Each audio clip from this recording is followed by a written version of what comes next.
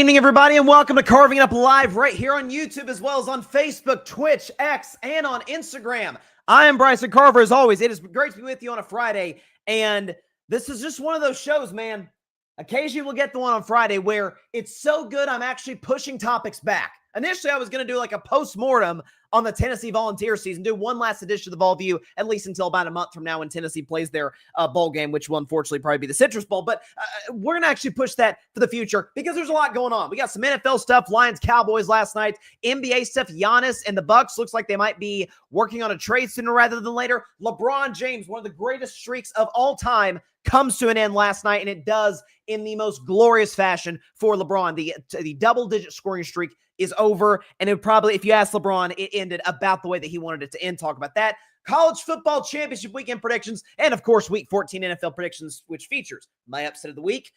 I will admit a little, I'm not so sure how I feel about this upset, but I'm going out on a limb. Bryson's Bleak Bet, and of course, my favorite segment of all time, if I were a bet man trying to put together a 3-0 week. But let's get started with last night's game. But first, the Detroit Lions, ladies and gentlemen, I'm not going to lie. I picked Dallas to win. I thought the Lions were going to be on the ropes. I said last night was an elimination game. It was a de facto playoff game. And ultimately, it was the Detroit Lions and Dan Campbell. What did y'all do last night? Do we have the soundbite? Here we go. What do we do? Kneecap.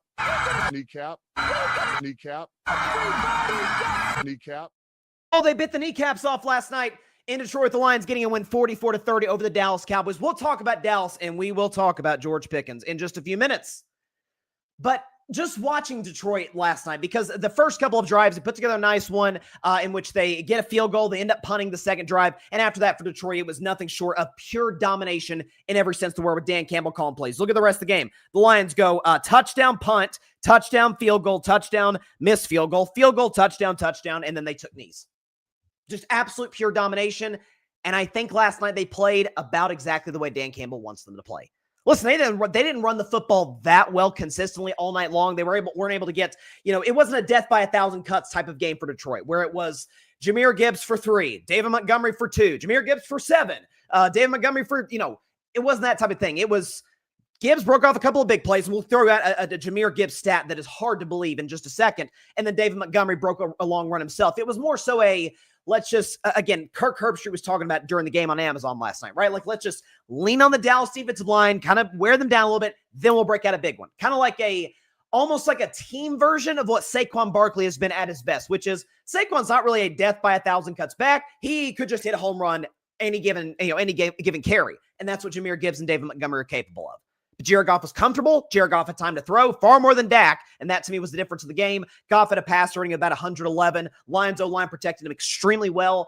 And the fact that Amon-Ra St. Brown played, tip of the cap to him. And this is a guy who hurt his ankle on Thanksgiving. The way the reporting was sounding in the ensuing days following that loss to Green Bay, it's like, I'm not sure he's going to give it a go against Dallas. It's going to be, and Laporta's out, so it's going to be Jamison Williams and Jahmyr Gibbs, and that's about all Detroit was going to have. But nope, St. Brown came in, got a target on the first play, made the biggest catch for Detroit in getting them into scoring territory, and pretty much wrapped the game up from there late in the fourth quarter. So he was excellent. And the Lions defense, listen, it's not great. To be fair, they were facing one of the best offenses in football in the Dallas Cowboys, giving up 30 points. Could have easily given up 37 if not, for Dak, getting unlucky on the Ryan Flournoy drop on the interception. But now Brian Branch is gone for the season with an Achilles, which sucks. Nothing but well wishes and prayers for him. Hopefully he recovers and comes back next year stronger than ever. But the back end of Detroit's secondary is beat up. It's really just Aiden Hutchinson, Derek Barnes, and Zaloni, and that's about it. It is becoming a carbon copy of last year for the Detroit Lions, where they're just losing bodies over and over. We hear the phrase next man up. Eventually, you run out of guys to bring up. That's what the Lions ran into a year ago, and that's what you see this season. I think the Lions next year's draft, listen, they're stacked offensively. Not only should they go all defense from first round to seventh round in next year's draft in about 5 months, but also just for the simple fact of we just need depth. We just need guys who can come in if there are injuries, and we're not petrified at what they're going to do on the field. Because there were times that some of those Lions DBs got absolutely burnt by a Ryan Flournoy, certainly by CeeDee Lamb before he got concussed, not by George Pickens. Well, again, we'll talk about him in just a few minutes. But that was the typical classic Detroit Lions win. We're going to win a track meet. We're going to score a lot of points. We're going to run the football. Jahmyr Gibbs is going to be an out-of-this-world great back. Jared Goff, as long as he's comfortable, as long as he has time to throw, he is the best point guard quarterback maybe in the NFL, where it's just distribute, almost like the John Stockton type, where it's, John Stockton's not going to throw passes like Magic Johnson or like a Chris Paul, but he's just efficient. He gets it to the guys he's supposed to, and that's what Jared Goff does with the Lions. And as for Jahmyr Gibbs, this was a guy, and my guy Ryan Flowers can attest to. Shout out to Ryan, the host of NFL, NFL matchups. Great guy. I think he and I were the only two that were on this train in the 2023 draft, which was, hey guys, this running back out of Alabama, he's quick, he's twitchy, he can run in between the tackles. He's really good, Jahmyr Gibbs. And some are like, yeah, he might be a late first round, early second round pick. Lions take him 9th, and people lose their minds. Like, what are you doing? And I'm thinking, they probably just got a better version of Alvin Kamara. And that's exactly what they got. Here's a stat on Jahmyr Gibbs, if we have it here. Do we have the stat on Jahmyr Gibbs? Here it is. Most touchdowns. This is mind-blowing. Before turning age 24. Go and put up that graphic because it is absolutely insane. Jahmyr Gibbs, most touchdowns in history before turning 24. He is tied with another great Lions running back, in my opinion, the greatest running back of all time, Barry Sanders. And then you see Randy Moss, another great player, one of the greatest receivers ever, at 44 touchdowns before the age of 24. Jahmyr Gibbs has 47. He was the difference in that game. And again, the fact that it was controversial that Detroit took him 9th overall in 2023. I watched him in college at Bama. I loved him. Again, in between the tackles, quick, twitchy, can catch out of the backfield, and you saw all of it last night. He had 77, receiving yards. He had 3 rushing touchdowns. It was the perfect Jahmyr Gibbs performance. And as for Detroit, they're now just a game back of that 7 seed. It feels like the NFC North, they're kind of going to beat up on each other. Green Bay and Chicago play this weekend. Obviously, Minnesota's out of the race.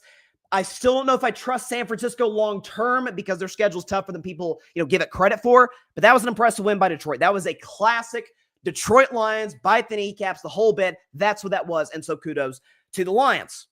Now, as for the Dallas Cowboys, listen, there's a lot of different angles we could go. The first of which I would say is, for all of those, it reminds me a little bit, I'll be honest, of another great Dallas athlete that got traded literally this year, Luka Doncic. Now, that one was far worse than the Micah Parsons trade, but where Luka gets traded to the Los Angeles Lakers, the Mavs get Anthony Davis, and it's Kyrie Irving. Oh, okay, we can have something here.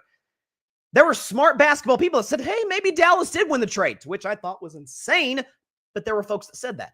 And there were smart football people that said, hey, Dallas, maybe it was a draw. Micah's been great with the Green Bay Packers, Micah Parsons, but the Cowboys, they turned one of those picks into Quinnen Williams. They've got some future picks for next year. We'll see how those draft picks hit, although Jerry has not been a great drafter in recent years, as we've talked about on the show. But it could be feels like he could have used a Micah Parsons yesterday, right? And it feels like, funny, I think Micah Parsons literally played the Detroit Lions at Ford Field on a Thursday, literally last weekend. Can we show Micah Parsons by himself against the Lions compared to what the Dallas Cowboys as a team did? Micah, 2.5 sacks. Dallas as a team, 1. Micah, 3 tackles for losses. Dallas as a team, just 1 more than that. Micah, 10 pressures by himself. Dallas Cowboys, 9 pressures on Jared Goff. And if you don't get pressure on Jared Goff, he's a different quarterback. And you saw with what Micah Parsons did to him last week. So I could take it from that perspective. I could say Jerry Jones bungled a trade, and last night showed that. I could take it from the perspective of, here we go. Dak's got no time to throw. The Cowboys, as I've said all season long, have one of the worst pass-blocking offensive lines in all of football. Dak was running for his life. I think he was pressured like 20 times or something. He was under duress all night. The 2 interceptions Dak threw, neither of which were his fault. I could take all of those, angles. But I think y'all know the one I'm wanting to go here. George Pickens. And you guys can see, those that are watching, via YouTube and Twitch and all of other platforms, I'm wearing my Pittsburgh Steelers hoodie. And because George Pickens used to play for Pittsburgh for 3 years, from 2022 to 24. And uber talented, gifted. Catch radius, speed, route running ability, run after the catch. He's got the whole package.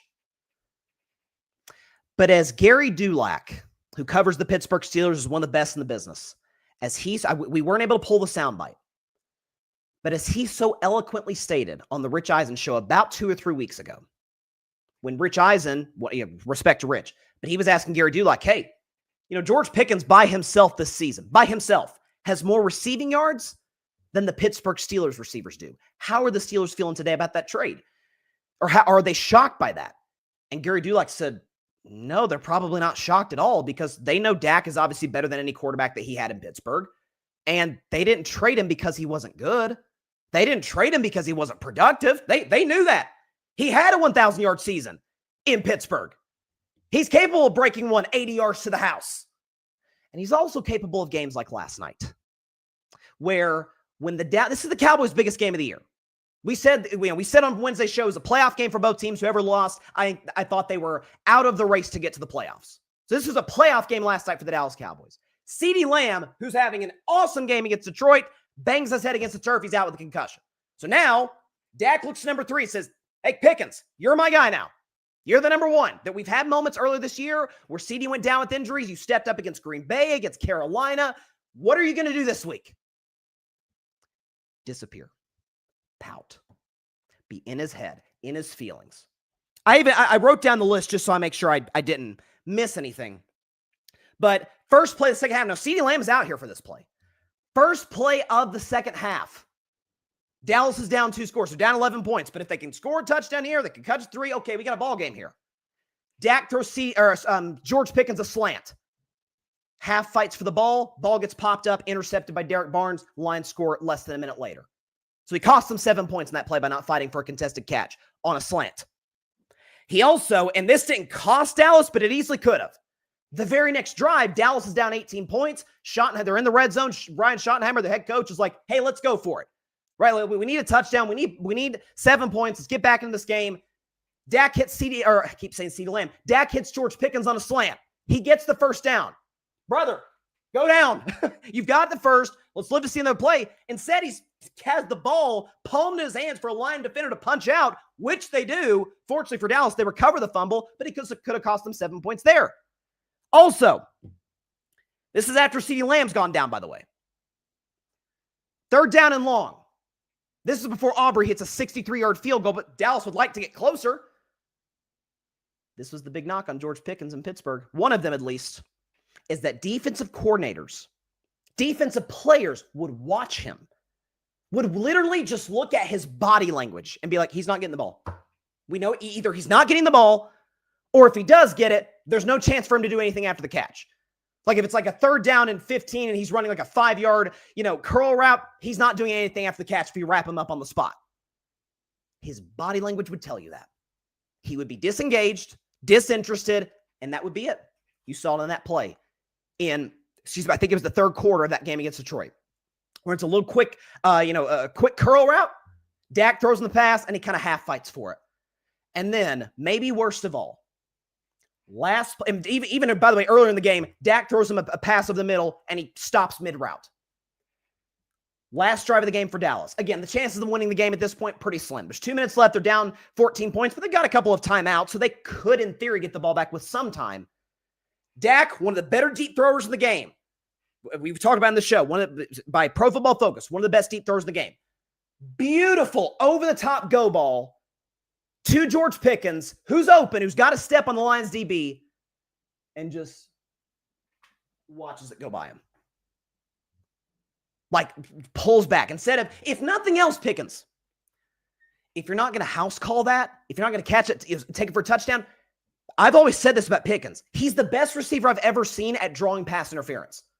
At least fight for the football, maybe draw some contact. Hey, we get a 50-yard penalty. Now Dallas is back in business. But he was in his head. He was in his feelings. A lot of Cowboys fans, and I've got a lot of friends. I used to be a Cowboys fan. Got a lot of friends of mine. People in my family who are Cowboys fans. And they've said, oh, man, Pittsburgh, they messed up on that one. You have all the bad offseason moves the Steelers made last year, culminating in the Aaron Rodgers signing. That one might have been the worst, trading George Pickens. And I said, listen, God knows I'm not going to defend Mike Tomlin very often in the show. I'm not going to defend Steelers management with their tone deafness to offense. But they made the right call there. And I'll be honest, and she's watching. Shout out to Addison Ragland, my former co-host, along with Asher Moore on the Triple Option Sports Show last fall, who was... we used to go back and forth on air about George Pickens because her thing was, yeah, I know he's talented, but he's also, a head case, is not always engaged in all those things. I'd say, yeah, but when you get in the ball? And then over time, whether it would be him fighting Browns defensive backs in the middle of a Hail Mary, whether it would be firearm celebrations that would cost the Steelers 15 yards, whether it was him in this final home game as a Steeler literally threatening fans on the sidelines. See, I'm good. I'm out. I can't do it anymore. I'll take a guy with slightly less talent, but I know what I'm getting out of him. I know his head's always in the game. I know he's team first. The reason George Pickens has been his best behavior is for two reasons. Number one, because Dak Prescott's his quarterback. And Dak, I mean, we've known this. You could say whatever you want about him as a player. I don't know how you could put the loss on him last night. Dak is the consummate professional. Shows up to work, does his thing, gets the best out of everybody, not just in terms of their production, but in terms of how they go about their business in the locker room. Dak's the guy. So he's gotten the best out of George Pickens. But more so than that, he's looking for a new contract. This is the last year of his rookie deal. He wants to get paid. Of course he does. Who doesn't? So he's been on his best behavior. But is it on the board that maybe Jerry Jones, the Jones family are playing it? We know Jerry likes to do this. Did with Micah, he traded Micah. Did with Dak, paid Dak at the 11th hour before the season started a year ago. Maybe told George Pickens' agent, we'll wait till after the season to negotiate a new deal. Think Pickens might have been in his feelings last night. You think the fact that, again, Dallas needed him. You think this might come into fruition as well? Dak when targeting Pickens. First 11 games, 8 touchdowns, 1 pick, a 135 rating. Last 2 games, no touchdowns, 2 picks. Completing 50% of his throws and a passer rating of 29, which is about as bad as it gets. He's in his head. He's unreliable. You cannot count on him over the course of a 3.5-4 month season to be ready to go emotionally. And Richard Sherman, kudos to Richard Sherman, man. He called it out last night. Here's what Richard Sherman said about George Pickens' effort. The big story here is George Pickens. George Pickens throughout the game, especially late in the game, just looked uninterested in playing football. And that's what you can't have. If you're going to be a superstar, if you want to be the best receiver in the National Football League, you can never be disengaged. It doesn't matter if the game's going your way or not going your way. You can't just disappear in these games or else you're not going to have impact. And just right here, cruising routes. You're the guy. CD Lamb is not in this game. He's out, and you get intercepted on your slant routes, and you can't be the guy and half-ass it. And I'm sorry, that's just, you can't, it's unacceptable. And if you're the Dallas Cowboys and you're looking at him and you're looking to pay him big-time receiver money, $40 million, you got to look at this tape and say, hey, is this a guy we can trust paying $40 million to show up regardless of circumstance? I don't know. And we try to keep this a family-friendly show, so we won't show what George Pickens said in response to Richard Sherman, but what you need to know is he responded to Richard Sherman, who, by the way, Richard Sherman was not a perfect player. He was the second best player to Bobby Wagner on one of the greatest defenses in the history of the NFL, the Seattle Seahawks Legion of Boom. I think Richard Sherman knows a thing or two what he's talking about when it comes to he can observe as a former corner, the effort that a guy's given. Heck, us regular people watching football could observe. Yeah, he wasn't giving it his all. The effort was not there. I tend to be somebody who's very anti-franchise tag. It's the ultimate. It's like if you're in a relationship and it's like you're in that in-between area of like you've been dating a long time, but you also won't commit to marriage. And you're like in this in-between weird, kind of uncomfortable area where one person's waiting for the other to act one way or the other. I hate the franchise tag, which is 1 year. For those who don't know, franchise tag, 1 year deal, pays you the average salary of the top 5 players at your position. I tend to be anti-franchise tag. That is the perfect candidate. Because if Dallas gives this guy a long-term extension, and by the way, I have been of the mindset, man, Dak's never had a legit number 2 in years. When a lot of these quarterbacks have. You put a number 2 opposite CD Lamb, oh, what a shocker. Dak's having the best year of his career. But did you notice late in that game? Dak, after one, we'll play Dak's soundbite. He was again, consummate professional, great leader. But Dak was going to Ryan Flournoy, to Gavontae Turpin, to Jake Ferguson. He's like, these guys don't have half the talent of this guy. But I trust them to give everything they got to make contested catches, to make plays at the top, to get us back in this game. Don't trust number 3. Is it if you pay this guy? Okay. Money, like alcohol, is truth serum. Just makes you more what you are. It's like if you're a giving, generous person, If you are someone who's like that and then over time gains more, means, so to speak, you're going to be more generous. And then if you're greedy, same thing. Money makes you more what you already are. So you think by paying George Pickens, he's going to become less the head case? Guys, this is the same dude who at Georgia, when Jarrett Garantano, former quarterback of Tennessee, runs out of bounds near George Pickens squirts Gatorade at him. Like, I mean, this is who he is. So how can I be surprised in any way, shape, or form? I mean, like this is, and again, Dak was the consummate professional after the game. Here's what Dak had to say about his teammates. Yeah, I mean, I'm sure George will tell you it wasn't his best game. And, when CD got out of the game, told him he needed to step up, he made some catches, right? Made the catch right there to put us down there at the one on the fourth down. He made some plays. Now, to Georgia's standard, that's tough. When you're playing the way that he's played, when you're the type of player that he is, I'll be the first to say it's hard to do that week in and week out. But I think George can. I know George believes he can, and I think he would just say that this game wasn't up to his standard. And I'm sure he'll own it, and I know he'll be better. Listen, I've always told the story that I went to a Tennessee game in 2019 when they were taking on Georgia. And I remember watching warmups. I'd never heard of George Pickens. It was 2019. And I remember we were sitting on the side of the field where the Georgia players were warming up. And I'm watching this guy. I'm like, who the heck is this dude?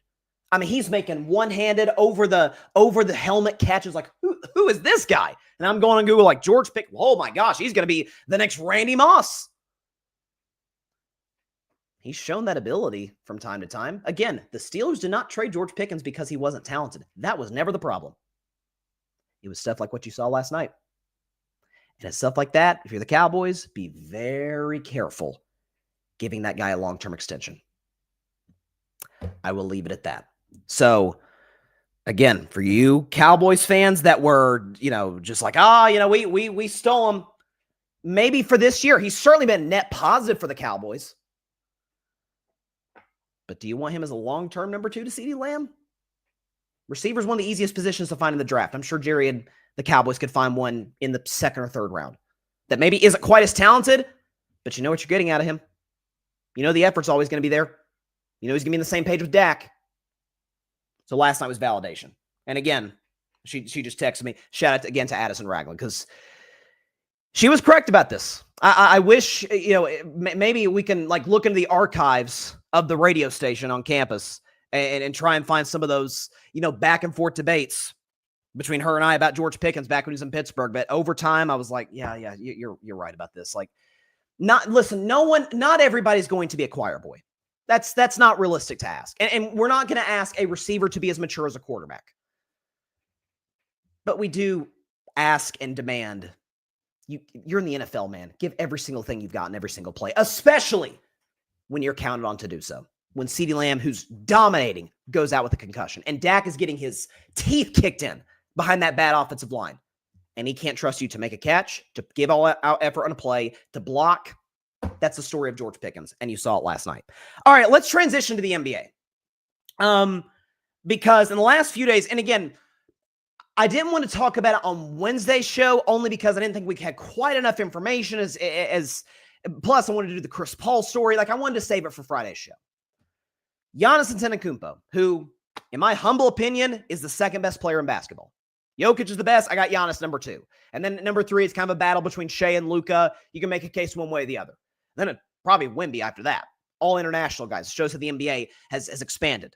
But Giannis is outstanding. The man is averaging basically 29 a game on 63% shooting. I've said it for years on this show. He is the greatest player within 5 feet of the basket since Shaquille O'Neal.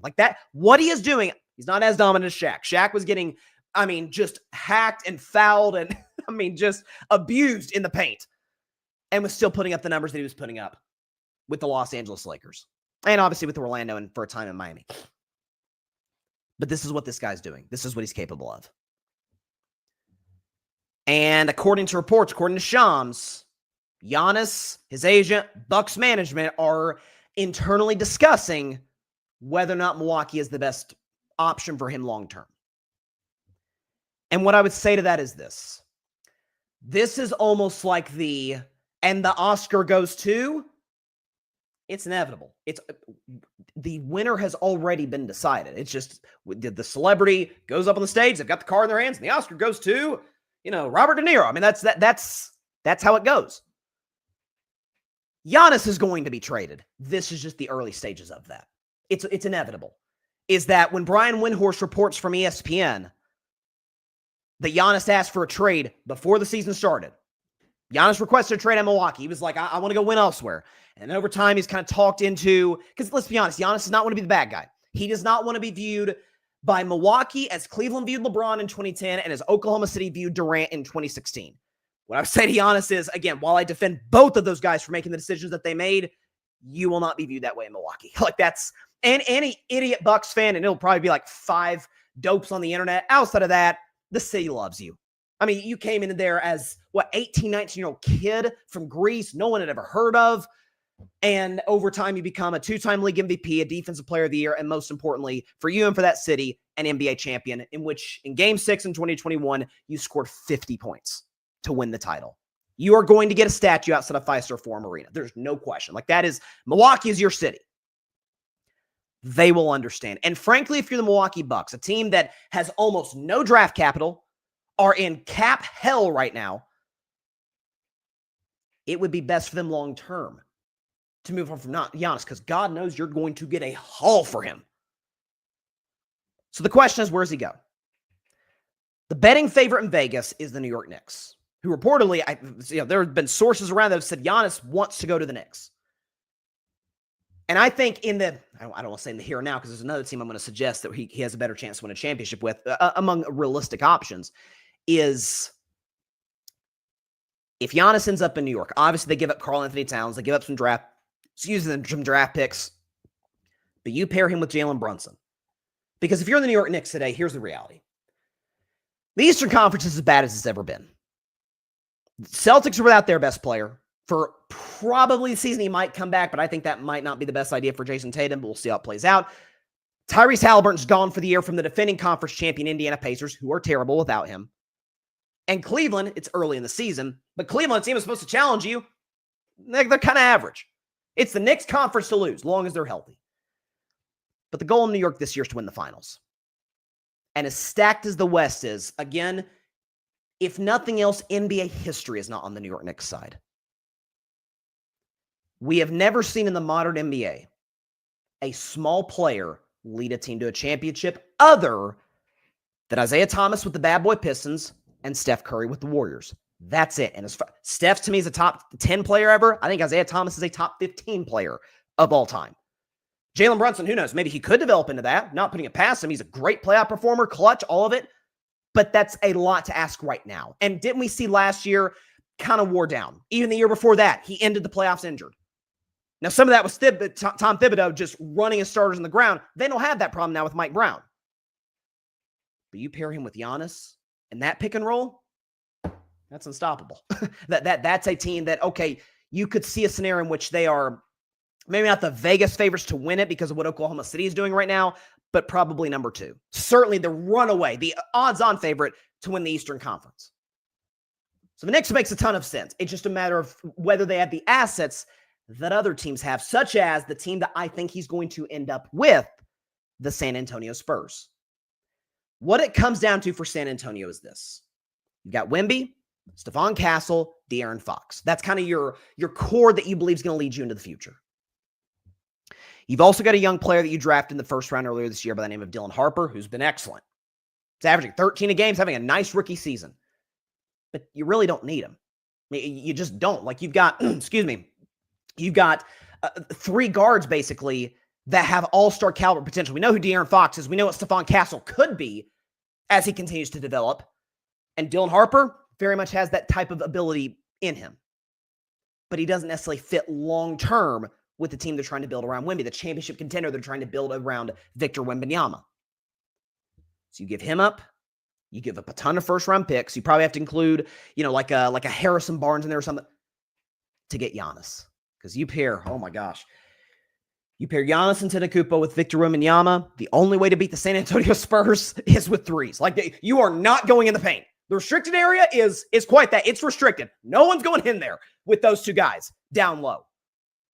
Be a block city, block party. That's where I think he's going to end up in my gut. So I would say the Knicks are probably the second most likely.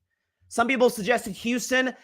But that would include Houston giving up Şengün, and I don't think they do that the way he's playing. As he's just gotten better and better every year. KD's not going to be there forever, right? Like, KD is still great, but Şengün's the guy in the future. So is Amin Thompson, who I definitely would not move. My guess is the Houston Rockets do not make a move for Giannis. I'm probably about to do something that's not the wisest thing ever, but what the heck? We're just throwing out ideas here. The unwise thing that I'm going to be doing is challenging Sam Presti, who is the GM of the Oklahoma City Thunder. Not just the best GM in the NBA, arguably up there with Howie Roseman with the Philadelphia Eagles, one of the best general managers in all of sports, one of the best executives in all of professional sports. Like, you do not do a deal with Sam Presti because you are going to lose. Look no further than the 2019 trade that sent Paul George to the Clippers and Shai Gilgeous and a plethora of draft picks to Oklahoma City. And you see how that's turned out for both teams. But with the number of picks Oklahoma City has in the coming years,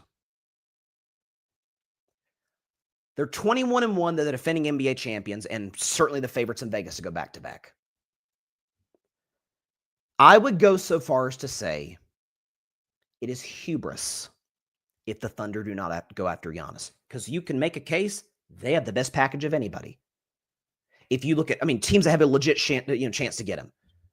The Knicks, the Rockets, the Spurs, Oklahoma City. If we're talking about championship contenders that can go after him. Along with Cat with the Knicks, they have the best player that they can give up, Jalen Williams. They'll have to give up Jalen Williams or Chet. My guess is they stick with Chet. They move on from Jalen Williams. If there's an injury history there, they move on from Jalen Williams. They've got an embarrassment of riches in draft picks. Next year they're going to have a freaking lottery pick because the Clippers, they have the Clippers pick, and the Clippers are terrible. They're 6-16. They're going to have an awful year. So that's enticing for Milwaukee Bucks that will be trying to reboot. So Jalen Williams, some picks, including your future lottery pick, to get Giannis. So now all of a sudden, for a defending NBA champion, you will have Shai, you will have Giannis, you will have Chet Holmgren. My question to the Oklahoma City Thunder is this, and we know you've hit on draft picks. What is the value of having those picks, as great as your team already is right now, if not to land a player like Giannis? That would be my question.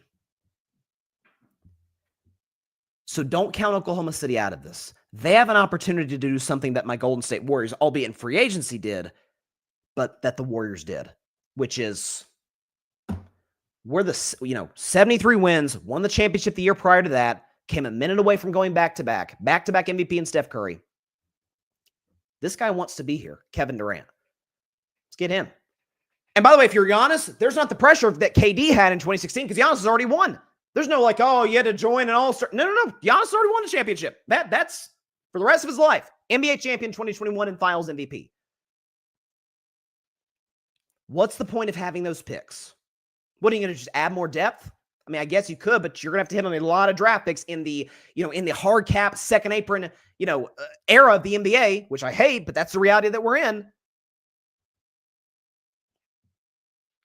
I think Sam Presti would be, this sounds crazy to say about the best team in the league, but not doing his due diligence if he does not at least call the Milwaukee Bucks. Now, if you're Milwaukee, of course, here's the thing too for the Milwaukee Bucks, right?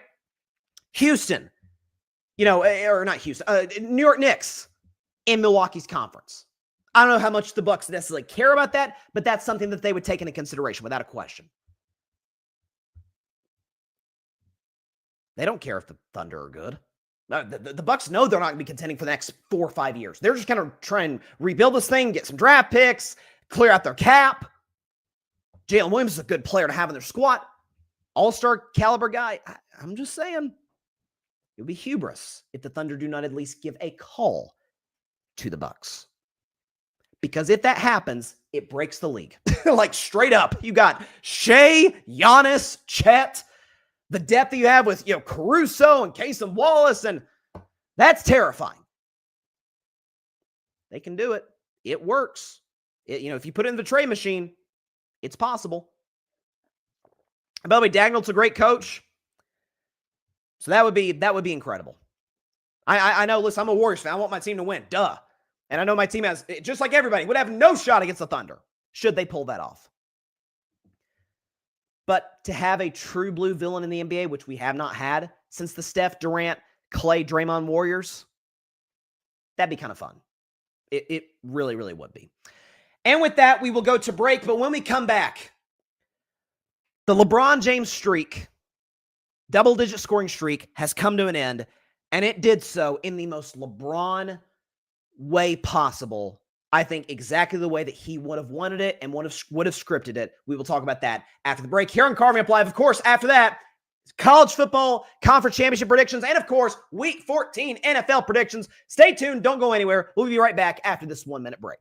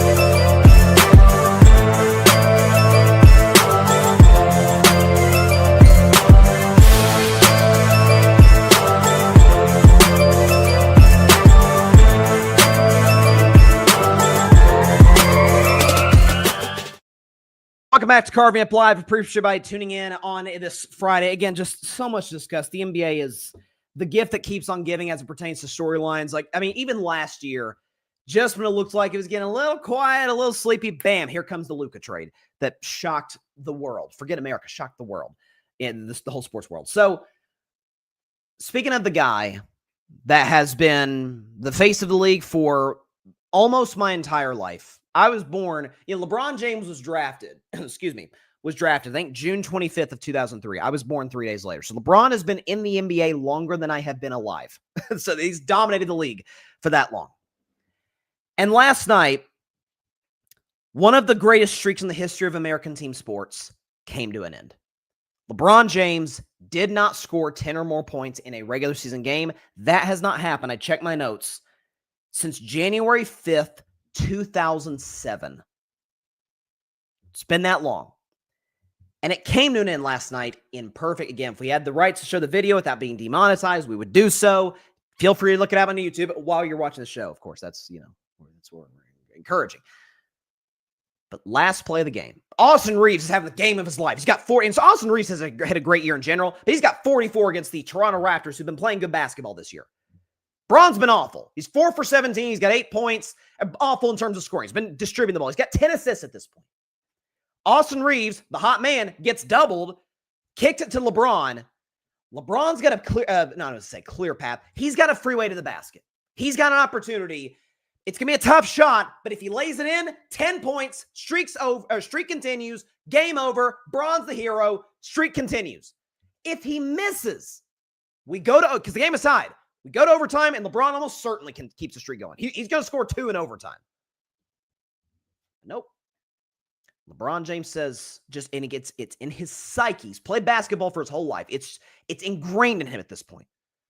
I'm going to make the right play. I could try a tough shot here, but Rui Hachimura is open in the left corner. Kick it out to him. Rui hits the shot at the buzzer. Lakers win. So for context on this streak, and then we'll get into the psychological aspect of why I love this so much for LeBron. So, for context, most consecutive games scoring double-digit points all time. LeBron has the record 1,297. Michael Jordan is in second, 866. LeBron is 400 games ahead of Michael. Kareem is in third, 787. Karl Malone, 575. Kevin Durant, 562. Last time LeBron James scored less than 10 points in a regular season game. Got this list here. Kevin Durant was at Texas. Steph Curry was at Davidson. Allen Iverson was playing for the Denver Nuggets. Kyrie Irving was in high school. Just keep going down the list here. James Harden, I think he was also in high school. That's where we're at. That's the, Blake Griffin playing in high school. Now he's retired. Bron's still going. If Shai Gilgeous-Alexander, Nick Wright pulled this stat, and it's insane. Kevin Durant's got the longest streak. I think he's like at 260. I want to make sure I get the numbers right. Kevin Durant's like at 262 or something, because he's now the longest active holder of the streak. Kevin Durant's at 267 consecutive games, scoring 10 or more points. So obviously Katie's not going to catch him. He's 37, 38 years old. But Shai Gilgeous-Alexander is in second place. Shai has scored 10 or more points, 170 straight games. For Shai to pass LeBron in this stretch, this is wild. He will have to play every single game from here until the 2039-2040 NBA season when he's 41 years old. Think about that. Shai will have to not miss a game. And if he does, which I'm sure he will, guys are going to miss games with injuries. What will he be, 45? Like, that's not going to happen. So this is one of the most, there are unbreakable records in NBA history. When you talk about, didn't Will average like 51 years? Like, that's never going to be touched. Stockton's assist, frankly, and his steals record, probably untouchable. Steph, I don't want to go so far as saying untouchable because the game has changed so much, but Steph's going to be really hard to catch in the three-point makes. I would argue LeBron's all-time scoring streak, all-time scoring record, might never be touched. This one, nobody's touching it. It's just not happening. So, from a historical context, that's what's going on with LeBron. What I loved about it, seeing the end of that game, and I'm a Warriors fan, so I never like to see the Lakers win, but I do love LeBron James. I got a lot of respect for that guy. Battled my Warriors 4 straight years in the finals. Love the guy. I've told this story many times in the show, but I think it's apt to tell it in this context. There's a great book by Jeff Benedict. I probably should have brought it down here, although that would have been seen as like a book promotion, but I guess I'm kind of doing that now. Jeff Benedict, one of the best sports authors out there. He actually wrote the book on the Patriots that became the Apple TV Plus series that people kind of didn't like. I haven't seen the series. The book's great, The Dynasty. Well, he wrote a book a few years later. It's literally just called LeBron. It's got his picture on the front when he was with the Miami Heat. It's a great, great read. And there's a point in the book early on. LeBron is, I think he's like 7, 8, 9 years old. He's a kid. And as you might imagine, 7, 8, or 9-year-old LeBron James is dominating everybody. Like, can you imagine? Just put yourself in that spot. You're 9 years old playing 9-year-old LeBron James. He's cooking you, okay? Of course he is. But he was a selfish teammate. He wouldn't pass the ball. He scored at will. Again, 9-year-old LeBron James, sure he was. His teammates kind of didn't like him for that. Coach pulls him to the side. And he says, you're the best player on our team. Something along these lines, like, you're the best player on our team, but your teammates won't like you, or your teammates will like you if you give them opportunities and make the right play within the offense, get them the basketball, get them going so that there's a more of a flow in the offense than just one guy playing hero ball. That's the gist of what he said. I would make the case, and Benedict kind of does make the case in the book. That's the turning point of LeBron James's basketball life.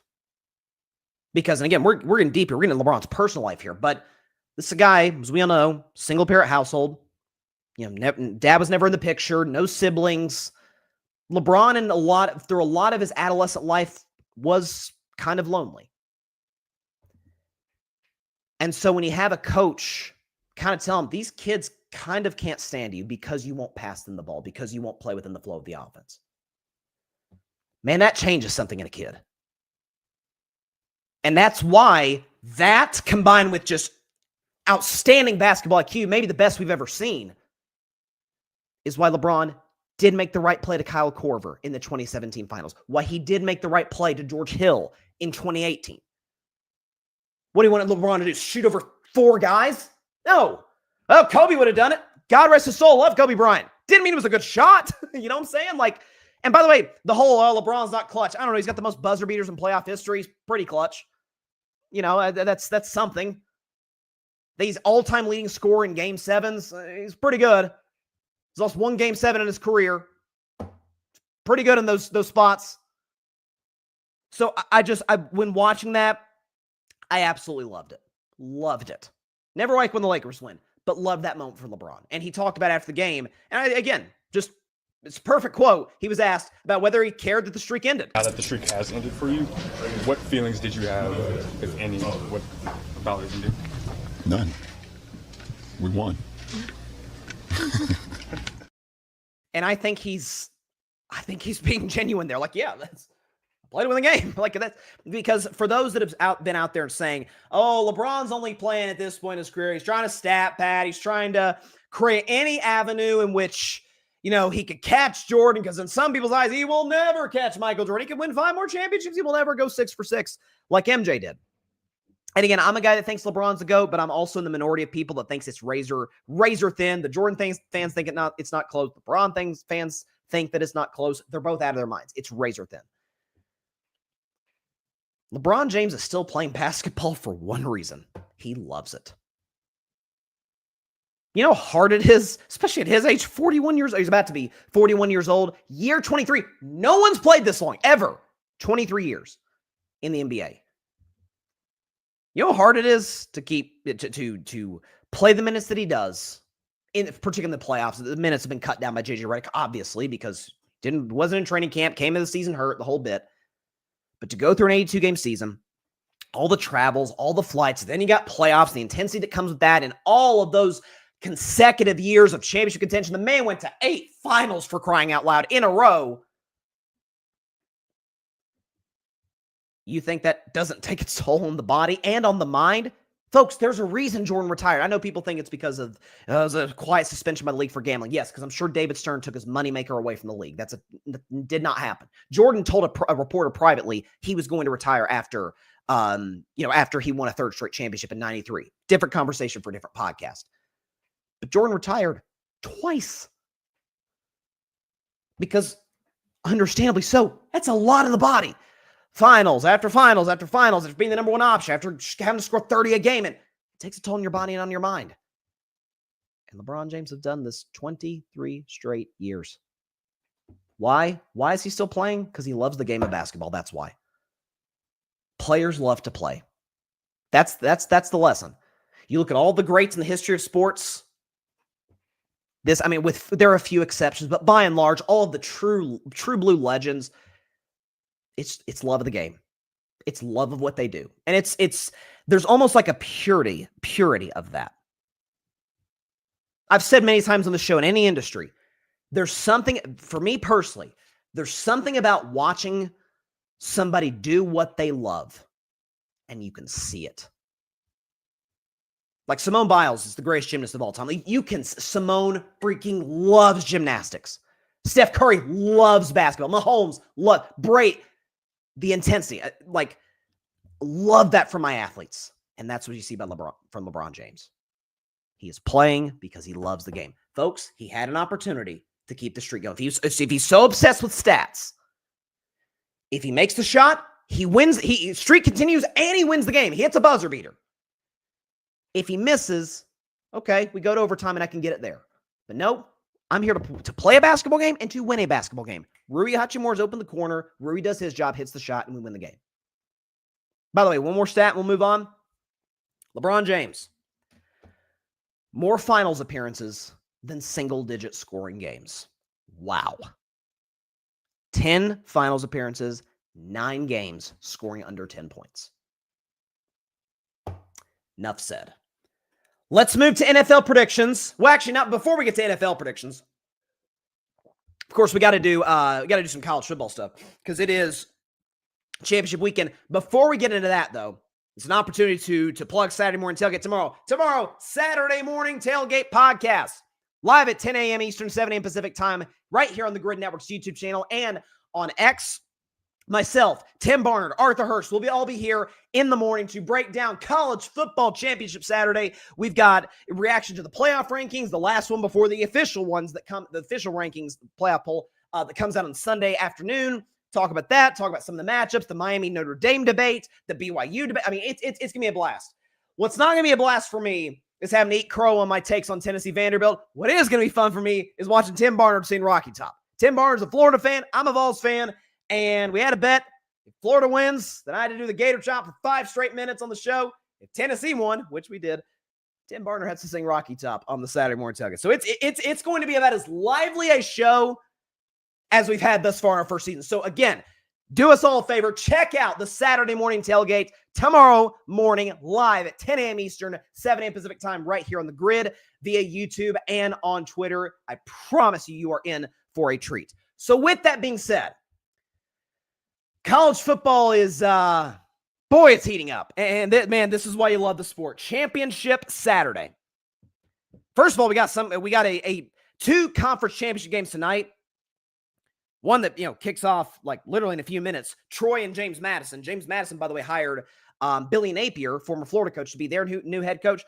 But James Madison at home, Sun Belt championship game, favored by 24.5 points. Again, even if James Madison wins, they probably don't get in as the 12th seed. It will almost certainly be the winner of the American Championship game, and that is where we will get the background music going. Here we go for college football conference championship predictions.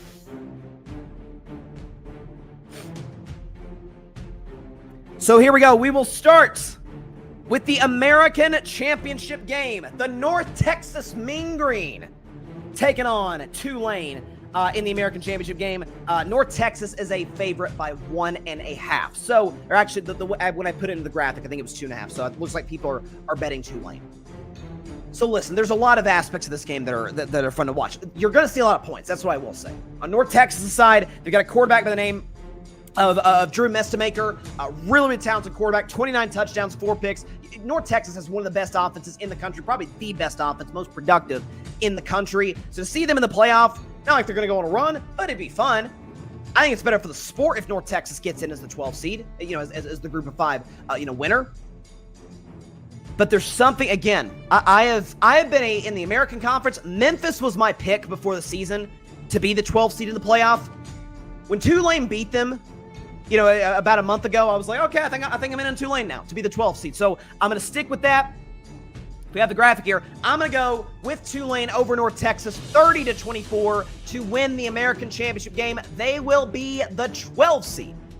College football playoff, that's how I think it's going to play out. Tulane over North Texas, 30-24. I will say I'm kind of pulling for North Texas because just for offensive firework explosion, maybe potential upset in the playoff purposes, I would like to see them get in, but I've got Tulane getting the job done. For the games tomorrow, Power 4 championship games. Big 12, BYU, Texas Tech from Jerry World. Red Raiders are 12.5-point favorites in this game. That's BYU's only loss this season, 29-7 against Texas Tech earlier in the year, about a month ago.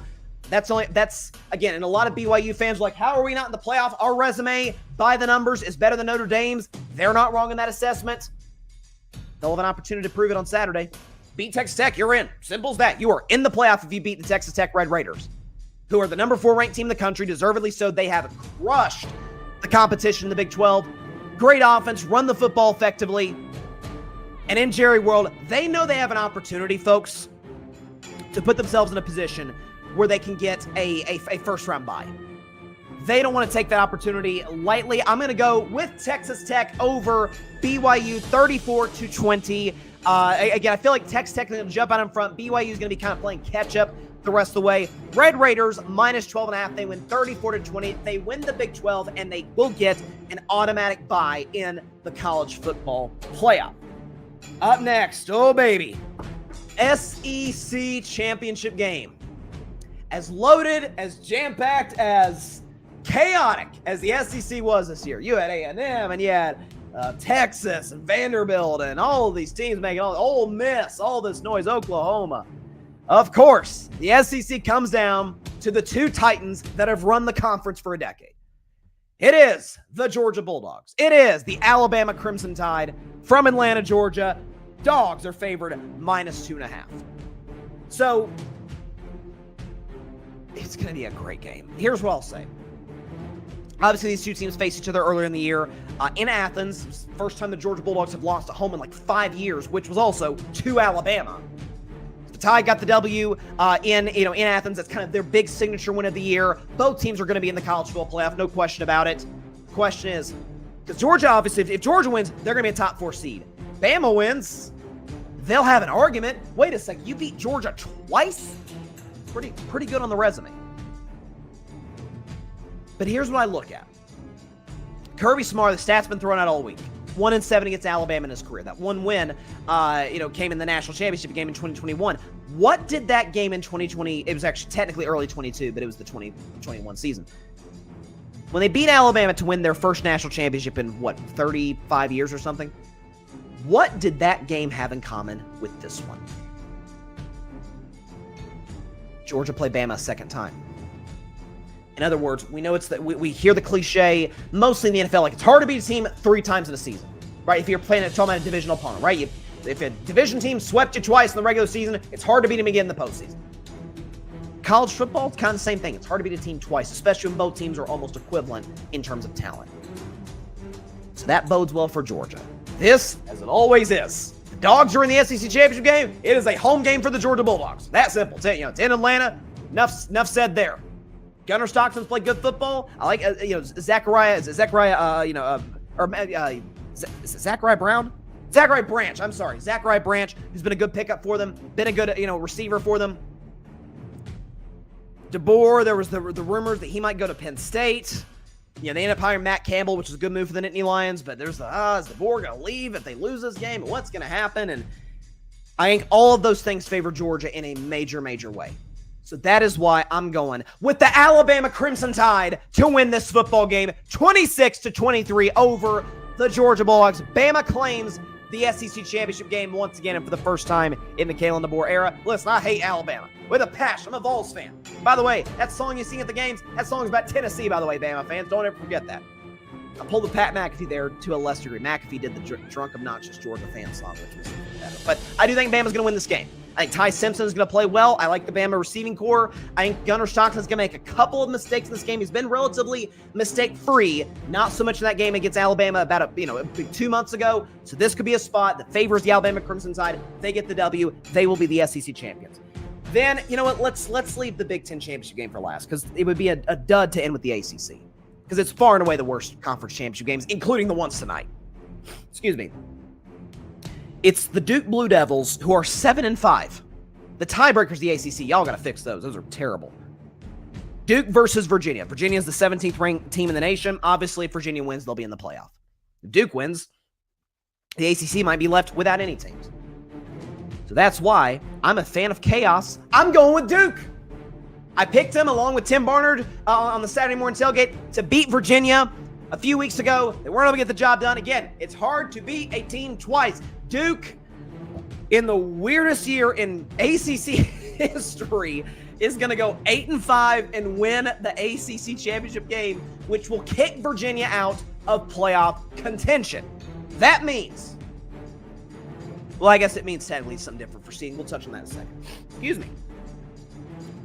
It's the classic number 1 versus number 2. I mean, who does it get any better than this? The best team in the nation, the second best team in the nation.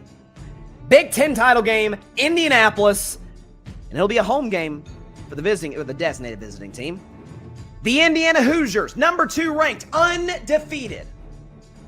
The defending national champion, Ohio State Buckeyes, number 1 in the nation, also undefeated. It's as good as it gets, folks. Buckeyes are favored -4.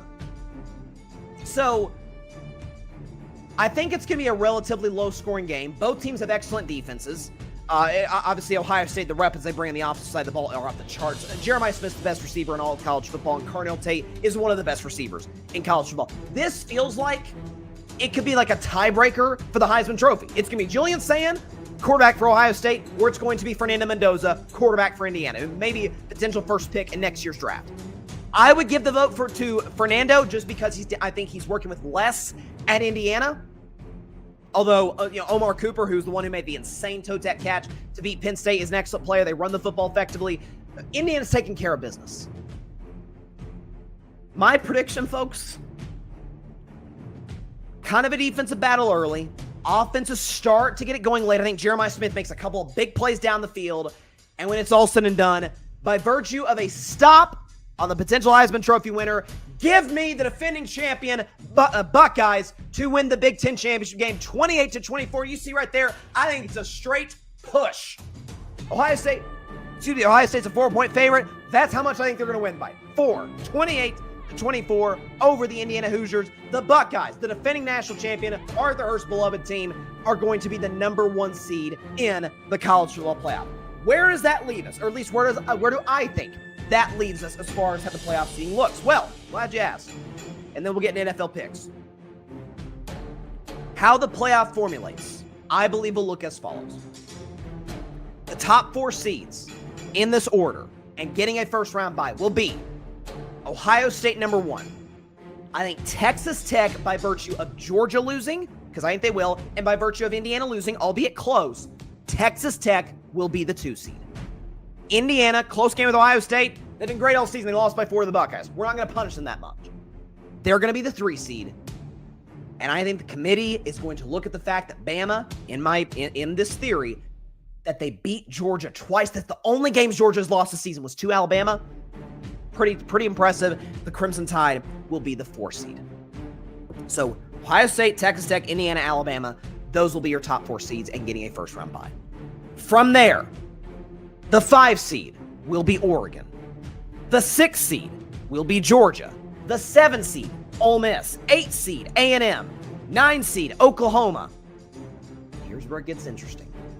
By virtue of the ACC championship game playing out the way that I think it will, with Duke getting the W, and I think this is how it will play out, both Notre Dame and Miami get in the postseason as the 10 and 11 seeds respectively, with Tulane as the 12th. So all this debate, and we'll talk about it tomorrow on Saturday morning tailgate. I'm very much looking forward to it. Who should be in? Should it be Miami? Should it be Notre Dame?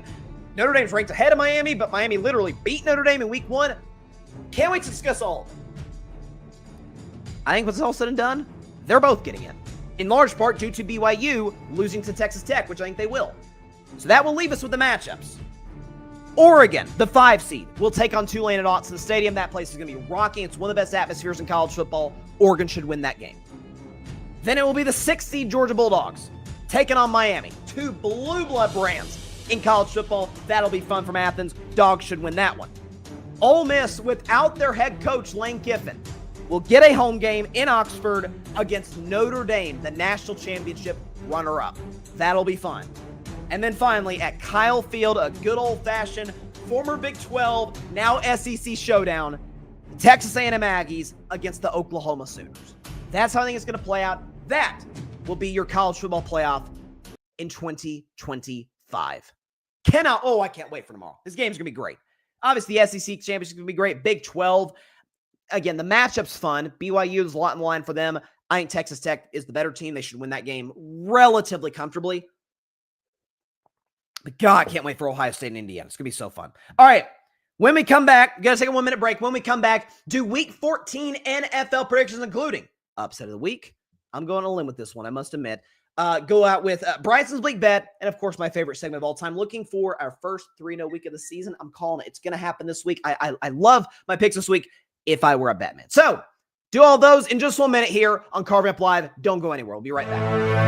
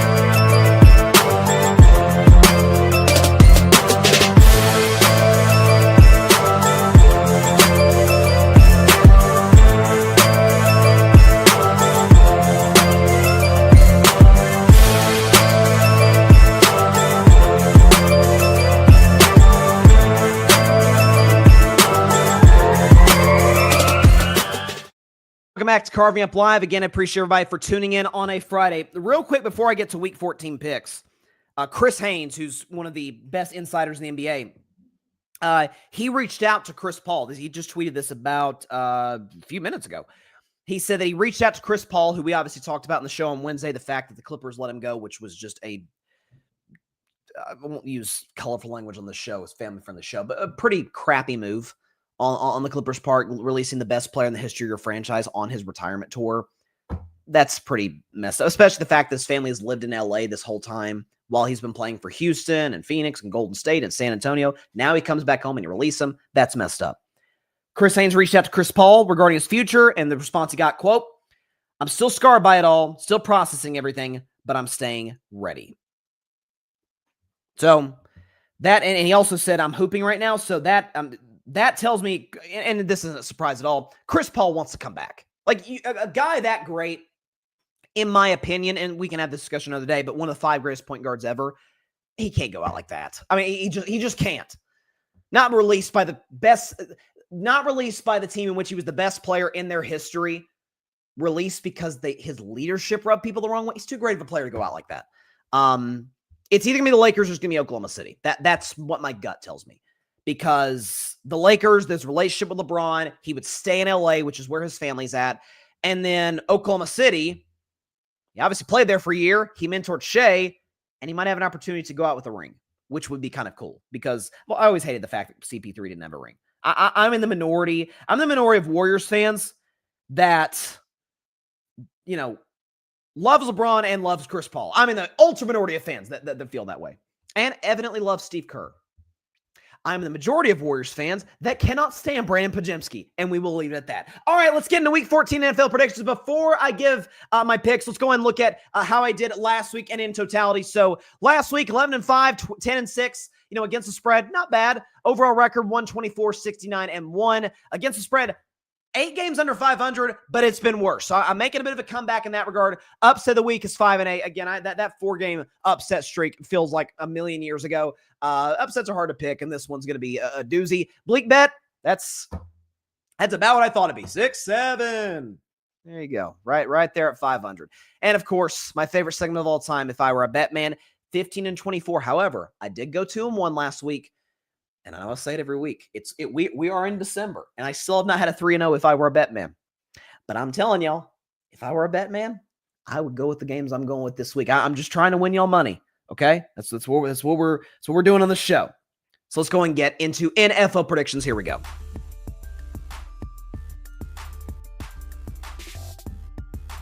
All right, we will start with let's just get it over with. It's time for Bryson's Bleak Bet. It's one game each and every week that I've absolutely zero confidence in predicting, but hey, you got to predict them all. And I'm starting with my Pittsburgh Steelers going to Baltimore to take on the Ravens. The Ravens are favored -5.5. You never know what you're going to get when these two teams square off. For years, it was always like, it's Ravens, it's Steelers. Doesn't matter how good or bad the quarterbacks are. Doesn't matter whether Tomlin or Harbaugh are on their game. Doesn't matter how good or bad the defenses are. It's always like 17-14 or 20-17 if it's a really high-scoring game. Always bet the unders for Steelers-Ravens games historically. However, in the playoffs last year, lost by double digits. In the regular season, with the division on the line, lost by double digits. Did the Steelers to the Baltimore Ravens. This game's in Baltimore. There's also the part of me that says Lamar Jackson, and I think we can show you the stats, has been awful in his last 3 games. Here you go. No touchdowns, 5 turnovers. Man's got a 63 rating. He's been sacked 8 times. He's been terrible. Probably the worst 3-game stretch in Lamar Jackson's NFL career. So he's not been good. You know what else hasn't been good? The Steelers' rush defense. Just gave up, 280-something yards to the Buffalo Bills last week? That's bad. Josh Allen did his thing. James Cook really did his thing. And now you got to face a team that's got Derrick Henry and Lamar Jackson. That's bad news for the Steelers. And then it's also the part of me that's saying, but the Steelers defense from time to time, they have these games where, Tomlin's in the hot seat, and here comes the defense with a heroic performance. I balance all of those things throughout the week. I'm just going to bite the bullet. Just take the Ravens, 27-16. I don't even want to. Mediocrity sucks, man. It really, really does. You don't know whether to go up or down. It's just you're in an endless maze trying to find your way out. Ravens over my Steelers 27-16. I don't even have the heart or stomach to say I hope that I'm wrong. Because do I really?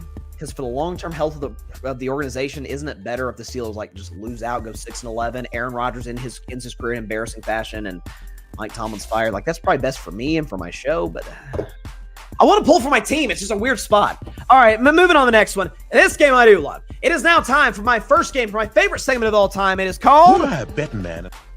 Fire at Bettin Man. Whew, we're going with the games that nobody's going to watch, but I'm loving it.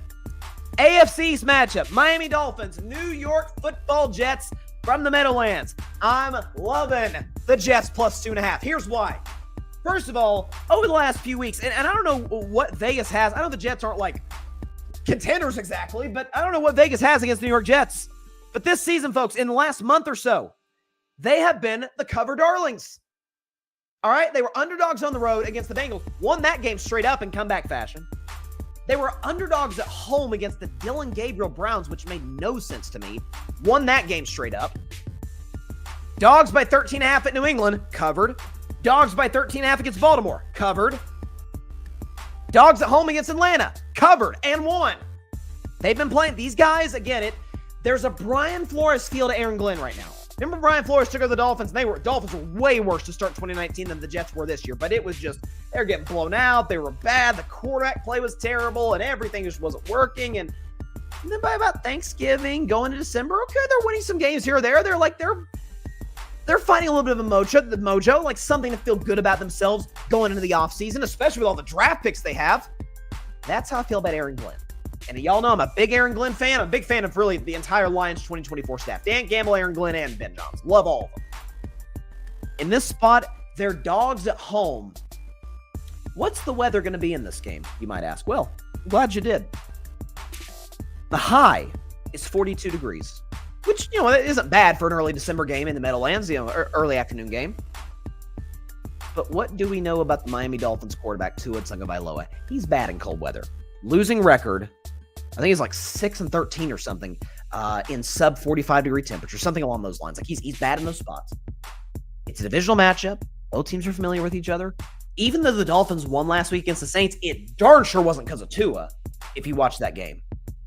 So I get the Jets as underdogs again.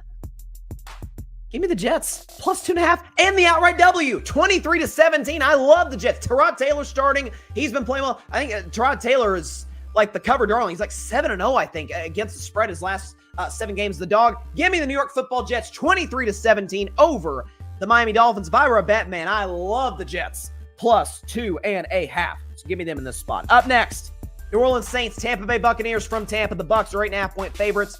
Todd Bowles announced today that Mike Evans is not going to play this game. Bucky Irving, who came back last week, obviously is, gave the offense a little bit of a boost. Listen, Tampa Bay knows Carolina's breathing down their necks. The way Bryce Young played last week, the way they're running the football, the way they've been doing that all season long, Bucs know, hey, listen, we've won the division the last 4 years. We can't lose it to the Carolina Panthers this year. Game at home against the Saints, who we've owned in the Baker Mayfield era. Tampa should win this game pretty easily, and I think they will. 27-14 over the Saints. Tyler Shuck had that one decent start against Carolina, and ever since then it's been terrible. Bucs 27, Saints 14. New Orleans fans are probably hoping to lose games at this point so they can get a high enough draft pick to take Fernando Mendoza. We're dubbing on the show, Fail for Fernando. Hopefully it catches on sooner rather than later. All right, it is now time for my second game of my favorite segment of all time. It is called Bettin Man. If I were a bet man, oh my gosh, again, Vegas, are you handing me money? Come on. The Indianapolis Colts, the Jacksonville Jaguars. Jacksonville is a 1.5-point dog at home. There are certain things in Vegas, and they don't always hit, but they generally tend to, that if you get the opportunity to take it, you take it. Again, I'm not a Mike Tomlin fan. But if Mike Tomlin's a home dog, you take Mike Tomlin, with the exception of last week, of course. If Andy Reid's coming off the bye, by and large, you take Andy Reid. And if the Jacksonville Jaguars are at home against the Indianapolis Colts, you take the Jacksonville Jaguars. Folks, the last time the Colts beat the Jags in Jacksonville, a lot of things were different about the world. But to use one in the NFL, Tom Brady had 3 rings. Think about that. Man has more championships than any franchise. He's got 7. He had 3. Now he ended up winning his 4th this season. 2014 was the last time the Colts went into Jacksonville and beat the Jags. They've lost to Jacksonville every single year since then. Every single year. Think about this. The fact that in 2020, the Jags won 1 football game. Who was it against? At home against the Colts. It got them Trevor Lawrence. In Trevor's rookie year with the awful Urban Meyer team, Colts were a win away from the playoffs. They go to Jacksonville against the 2-win Jags, and Trevor Lawrence beats them. So if I know anything, Daniel Jones, by the way, the man has a broken leg. He's not healthy. Against that Jags defense, against Josh Hines-Allen in that rush, against a Trevor Lawrence who's getting it going as of late. What do we talk about? Second half Trevor, saw it in 2022, saw it in parts in 2023 before he got hurt and the Jags couldn't get him a cart to bring him off the field. Love this. Give me the Jags, baby. Plus 1.5 and the outright W to take sole possession of first place in the AFC South. They were my preseason pick. They're going to get the job done. They're going to run the Colts down for the AFC South and do so in large part because of a win here. Again, if I were a bet man, I get the Jags as dogs at home against the Colts. Thank you very much, Vegas. Jacksonville 24, Indianapolis Jacksonville 24, Colts plus 20. If I were a bet man, give me the Jaguars plus 1.5. I freaking love it. Up next, Tennessee Titans on the road in Cleveland against the Browns. Cleveland is a 4.5-point favorite. So the big story in this one is Myles Garrett is 4 sacks away from breaking the all-time single-season sack record. Now, again, biggest knock on whatever for health. As long as he's healthy, we know he's going to do it. But there's 5 games left, he's going to do it. Question is he going to do the unthinkable and do it in this game, this Sunday? Well, the Titans and Cam Ward have been sacked on average 4 times a game. Do you want to take a wild guess to how many sacks Myles Garrett needs to break the all-time sack record? He needs 4. So it kind of, maybe it's working that way for Myles Garrett. The Titans have a terrible offensive line. I think Myles Garrett gets 2.5 sacks. I think he has a great game, but he doesn't quite break the sack record. Question then becomes, what does Shedeur Sanders do? His 3rd start was solid, pretty good against the Raiders. Not as good, although the play calling was very, very strangely conservative last week against the 49ers. Well, now in this spot, the Titans are terrible. Across the board, they're terrible. They have 1 win, and they shouldn't even have that win. The Cardinals handed it to them. I want to see Shedeur be accurate. I don't want to see any turnovers. I'd like to see Shedeur like 1 touchdown, no turnovers, about a 65% completion, just a good, solid, efficient start. I think that's what we're going to see. I think Quinshon Judkins runs the football. Give me the Browns in the spot, 23-10 over the Titans. Tennessee's just awful. They're awful. And Cam Ward's going to have a long day against that defense. There's no question about it. Give me the Browns, 23-10 over the Tennessee Titans. What do we have up next? We've got the Washington Commanders on the road against the Minnesota Vikings. Commanders are at least when I bet it, I say this in air quotes, bet it earlier, plus 1.5. They were 1.5-point dogs. Well, now the line has shifted to Washington is favored minus 1.5. Well, that's because Jaden Daniels is going to play in this game. Again, look, just go and put up the final score. These are 2 bad teams that aren't going to make the playoffs. I'm taking Washington to win outright, 27-17. Again, will J.J. McCarthy be better than Max Brosmer? Probably. It's hard. God bless the kid. It was his first start in Seattle. It was a tough spot to throw him into. I think he'll be better than that. So Jaden Daniels back. I'm not sure it's a good idea for him to come back, given that Washington is well out of the playoff picture, but I guess get some reps, end the season in a fashion in which you feel good about yourself going into next year, try and bounce back after you made the NFC Championship game in 2024. But I had a feeling Jaden Daniels was going to play all week. That's why I took Washington plus 1.5. And so certainly if you got them plus 1.5, good for you. You could still get them at minus 1.5 before that line continues to go up. Give me the Commanders in that spot. Up next, the one game that almost missed on if I were a bet man. And matter of fact, when I look back, I'll probably be like, I should have had that one in. Seattle Seahawks on the road against the Atlanta Falcons. Seattle is a 7-point road favorite. Again, Atlanta's just awful. They've won 1 game in their last 2 months, and that was against the terrible Saints.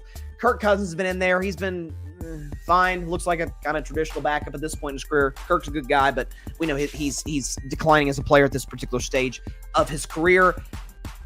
And as for the Seattle Seahawks, again, they won 26-0 last week, albeit against Max Brosmer and the Vikings. with their offense doing literally nothing. Jackson Smith and Jigba had, I think, 2 catches for 26 yards. They didn't need him to be great. And so in this spot, against that bad Atlanta defense, this feels like the classic Sam Darnold, 3-4 touchdown performance type of a game. Seattle's defense and their speed are going to be all over the place. Bijan Robinson's going to have a long day at the office. He's got no one to back him up. I'm going to take the Seattle Seahawks comfortably, 30-16 over the Atlanta Falcons. They get to 10 wins to try and keep pace with the Los Angeles Rams in that very competitive NFC West. They play each other in a couple of weeks on Thursday Night Football, so that should be fun. Very well could decide the division. The Seattle wins this game over Atlanta, 30-16. Up next, this is not Bryson's Bleak bet, but this is I genuinely don't know where this game goes. Cincinnati Bengals, Buffalo Bills. The Bills are 5.5-point favorites. So I saw a stat today.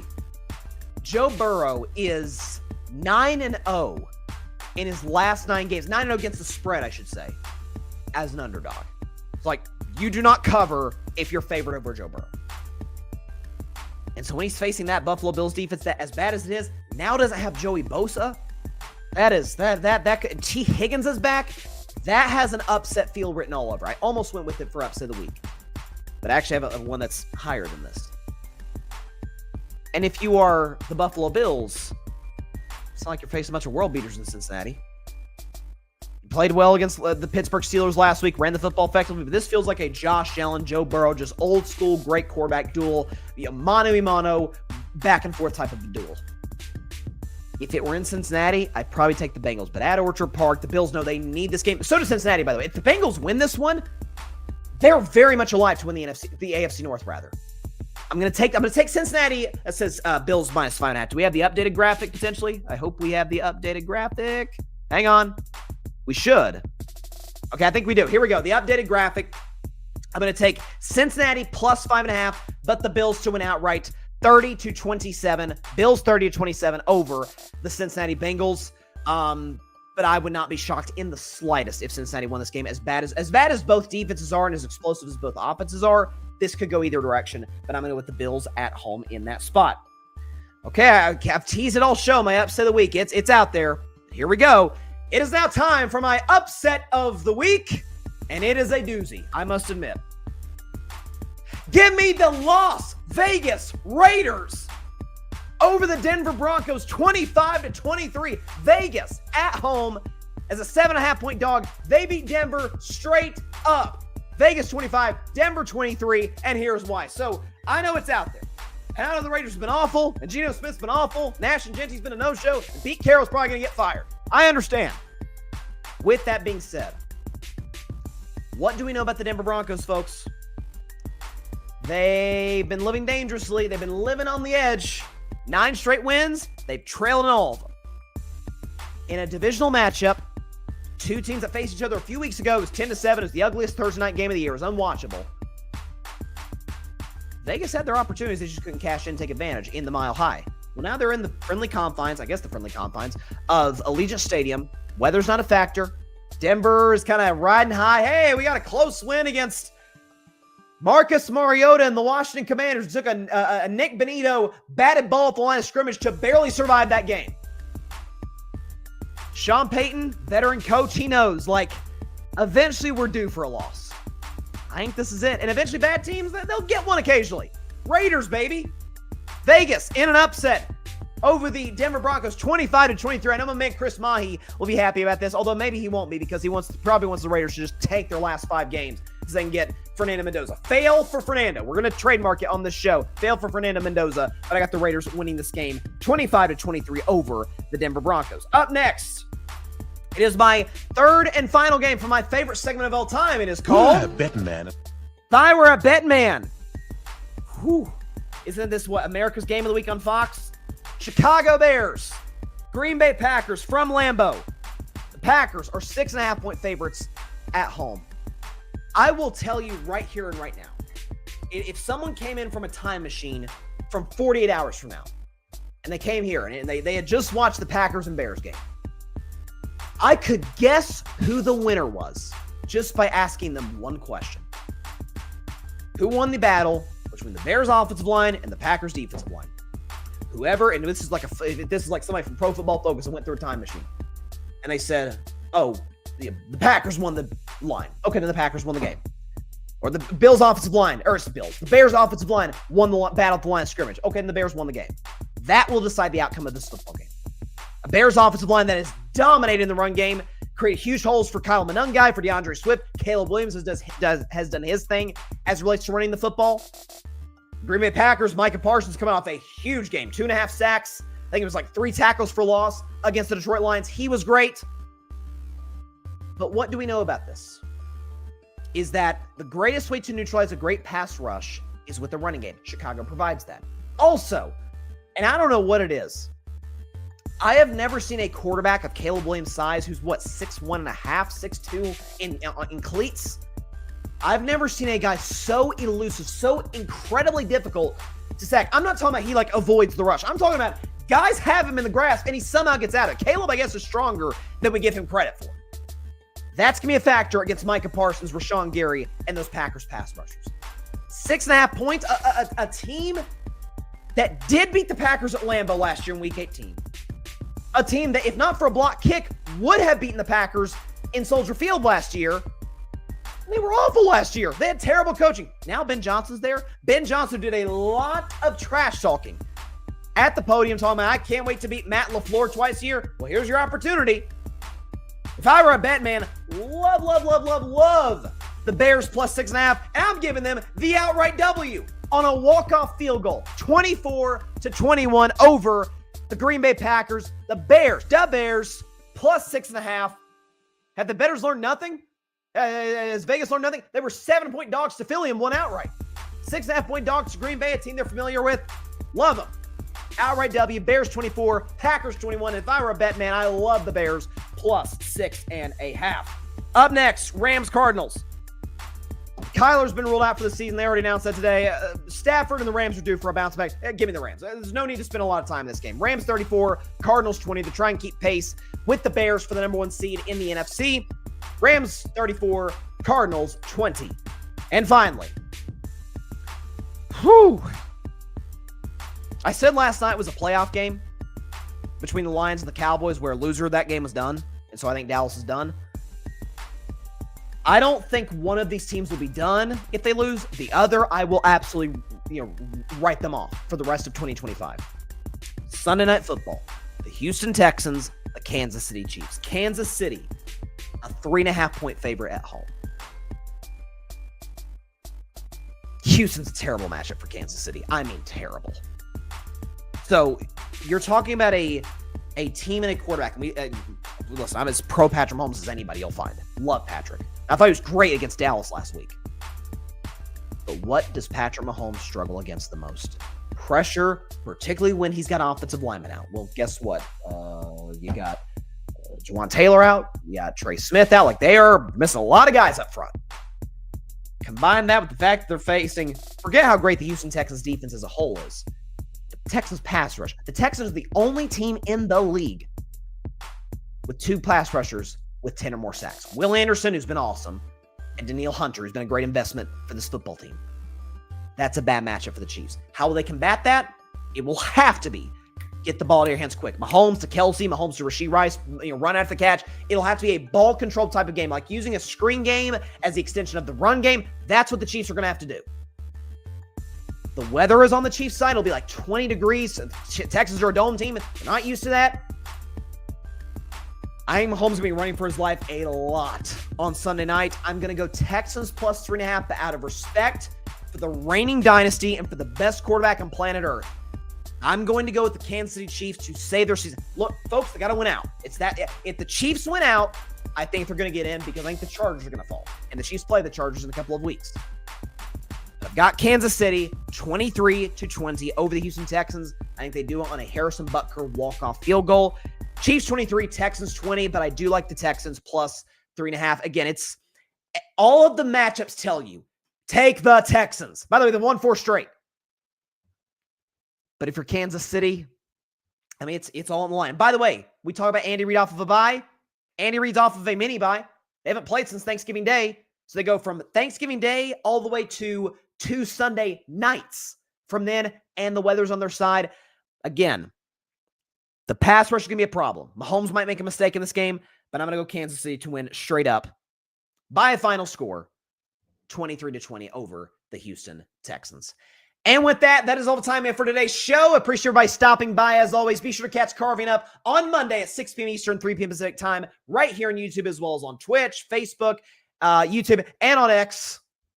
Appreciate everybody for stopping by. Tomorrow morning, check it out, live this Saturday morning tailgate, 10 a.m. Eastern, 7 a.m. Pacific time, live on the Grid Network via YouTube and via X.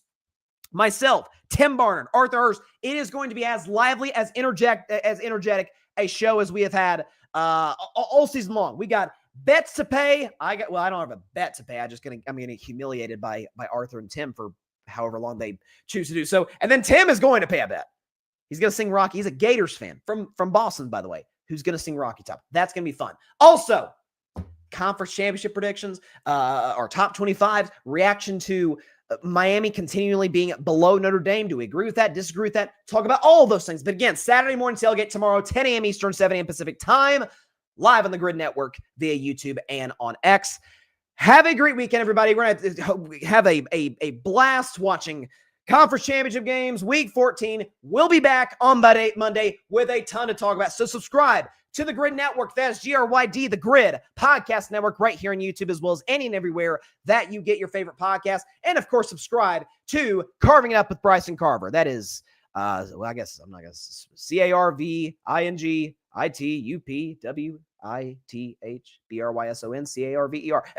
Carving It Up with Bryson Carver. Check it out. Subscribe to the YouTube channel. Hit that big red subscribe button down there because it helps the channel grow exponentially. Please do the same for the Grid, and please follow me on my social media platforms. You got IG, you got TikTok, you got X, all the platforms. We appreciate it if you subscribe and follow to all of them. We will see you guys next Monday. Have a great weekend, everybody. See y'all on Saturday morning tailgate tomorrow. Stay safe out there. God bless y'all. Peace out. Can the Steelers season just end already? I mean, come on. Thanks so much for watching the show on YouTube, and be sure to go click that big red subscribe button and check out the other clips and full shows from Carving It Up Live, as well as our other incredible content creators here on the Grid Network.